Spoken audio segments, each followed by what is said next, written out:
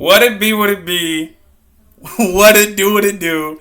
It's your host, Dave, with the Dave and Blue Show. Tell your mama, your cousin, and your bro to like, share, and subscribe to the Dave and Blue Show. We lit. Yeah! Oh my goodness. Y'all, I'm still trying to catch my breath. The time is currently 7:06 p.m. Eastern Time. The game just ended. Oh my goodness. As you can clearly see, my voice is gone and I don't care. Wow. Because I'm glad Michigan football got the win there. I'll take it. The spread, they said what, Michigan would win by 1 point. Earlier in the week it was 2.5. We covered. I'm still trying to get my composure because that game was crazy. I can't believe that. That was nuts. Wow. So our defensive line played much better today. Our defensive line might be legit. Is legit, and they started to show it today. Excuse me. We've been waiting for this. We got pressure from the interior defensive line, like I've been harping on all week. And that's why the edge rushers were able to get in and get hits. We had a total of 7 sacks today. Brandt got a sack. Barham got a sack. Moore got a sack. Rayshawn Benny got a sack. I think they said Trey Pierce got a sack. So the defensive line was there.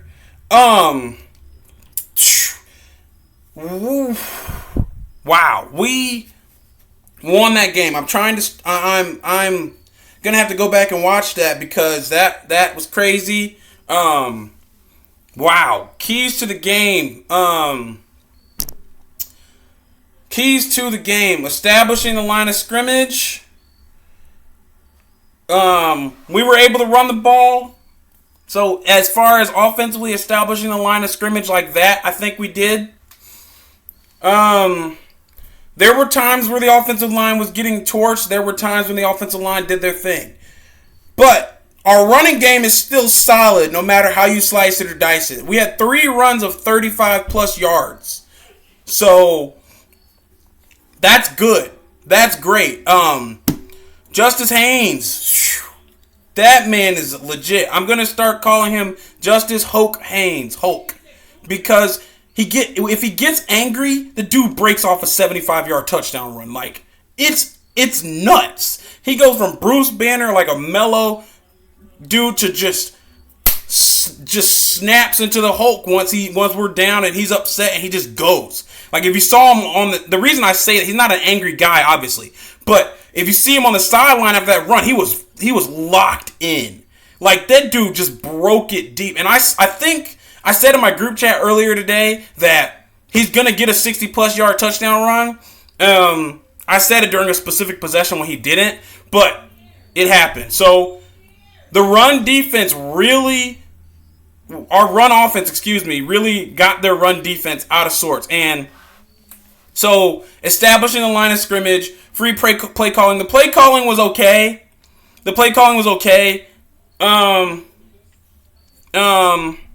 Yeah, we won the game, so I mean, there's not really much to say about the play calling.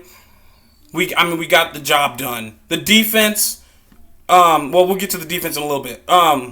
Play calling was okay. Pass to set up the run, that would have happened if we could catch the football. Okay, so our receivers outside of, and this is respectfully, I love all the guys, but our receivers, specifically Goodwin, my guy, our receivers need to hit the jugs machine a lot. Guys, it's unreal. It's unreal the passes we dropped. Like, there were some wide open. There was a touchdown pass that Goodwin missed that was right there. I don't know if he lost it or what. It looked like he was running and just kind of, and I don't know. I mean, there's that. There's the trick play from Samaj Morgan to Donovan McCulley. Watching the play, it makes you a little bit frustrated that it didn't work. But then, Samaj is not a quarterback. Maybe the only reason they didn't do that play with McCulley as the guy who's getting the reverse and pass is because Nebraska probably would have keyed in on the fact that it was a pass, and he wouldn't be the one that you can just send around on the end around to gain yards. So they would have known, okay, he's going to throw it because he used to be a quarterback at Indiana. So I guess, hey, the play didn't work, so you think it's a bad play. But if Samaj was able to get a little under it, I can't fault him for not throwing the ball. I can't fault him for not throwing a dime, but McCulley was wide open. I think McCulley slipped. I think we slipped a lot. Our McCulley slipped on one. I think Metcalf or somebody slipped on another play. Anyway, that's neither here nor there. So the first half, oh my goodness, the first half was way too close for comfort and way just ridiculous. Honestly, the whole game was too close for comfort because we kept bringing them back into the game. There were times where this game looked like it should have been broken wide open, and it wasn't. And we could have won this game very easily by 2 touchdowns. Very easy, because their offense started to give up at certain points. Like, in that second half, their offense looked almost lethargic. But then our defense would give them a penalty, and they'd be able to go right down and keep momentum going, or at least keep trying. Right? So, Hillman, you respectfully to my guy, I love Hitman. Come on, bro. I'm so glad they won that game, because I would have felt really bad for him, because they would have. Everybody would have been upset at him. And honestly, kind of rightfully so, because that was just not the time, dude. Not the time. You got to stop on 3rd and 16. Turning it into 4th and 16. Just let the ball just go to the sideline. Do that on the sideline to the fans or something. Just leave it be, brother. But I'm not going to focus on him, because he's not the only person who made mistakes that almost cost us this game. Goodwin, you got to catch, dude. Goodwin's got to catch. Goodwin dropped at least 3 or 4 passes, and a solid 2 of them were very, very catchable. 2 or 3, but that's neither here nor there. Thank God we won the game. I'm just glad we won the game. I'll take it. That game reminded me kind of the, was it Minnesota last year? It kind of reminded me of Minnesota and USC, but I think Minnesota was the one where there was an onside kick, where they scored late and we got the onside kick recovered, and we won the game. I think it might have been Minnesota, but because they had a crazy touchdown catch in the first half, again, and Minnesota did, and then Nebraska ran the clock all the way down to 1 second and was able to get a wild Hail Mary. I was screaming that we should have had Donovan McCulley back there at the goal line. Donovan McCulley, Jamar Browder, Marlon Klein, just put them at the goal line and stand there. And guys, you jump and swat the ball down if it comes close to you. That's what I personally thought they should have done. But they didn't, and was it Dane Key or Ja'Cory? I think it was Ja'Cory and Bell, or I think his name is Bell. But Ja'Cory Barney. I think it was Barney that scored that touchdown. Guys, we can't. That's crazy. We should have probably called a timeout like a minute, something like that, in that drive, because they were at like 3rd down and something, or 2nd down, and there was like a minute something left. It was earlier on before they got their first down conversion, and we could have called a timeout to preserve some clock and throw Nebraska off a little bit, but we didn't call a timeout. Nebraska somehow runs the clock down all the way to 1 second, makes us think we're going to the halftime, and then Rule steps back to the ref and calls timeout, and they have time to draw up the Hail Mary, and we're probably thinking, oh, halftime, but then you got to go right back on the field and make a play, and the defense was discombobulated, and we didn't get a good play. We didn't get the right personnel, and no matter how you slice it or dice it there, we did not have the right personnel out there. There's zero reason why TJ Guy should be someone back there at the goal line, running back there trying to knock the ball down. We should have all of our tallest receivers or tight ends back there, and just guys stand there and jump and knock the ball down, or catch it, but knock the ball down.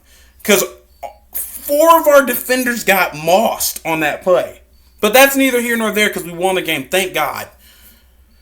That play is going to be on highlight reels all for the... Wow.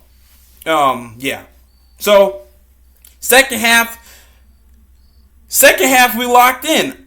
Just if we could have managed those defensive penalties, that was one of our keys to the game.